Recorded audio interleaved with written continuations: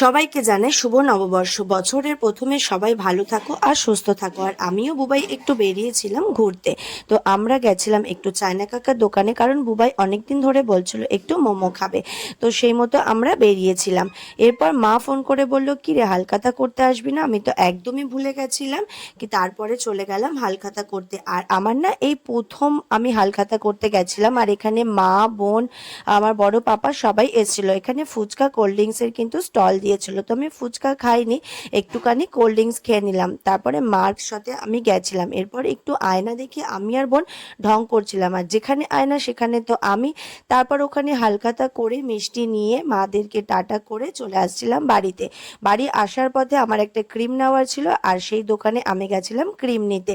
যাওয়া মাত্রই কিন্তু আমাকে একটা মিষ্টি প্যাকেট দিল। তো সব কিছু নিয়ে আমি চলে এলাম বাড়ি। আর সবাই ভালো থেকো, সুস্থ থেকো। চলো টাটা, গুড নাইট।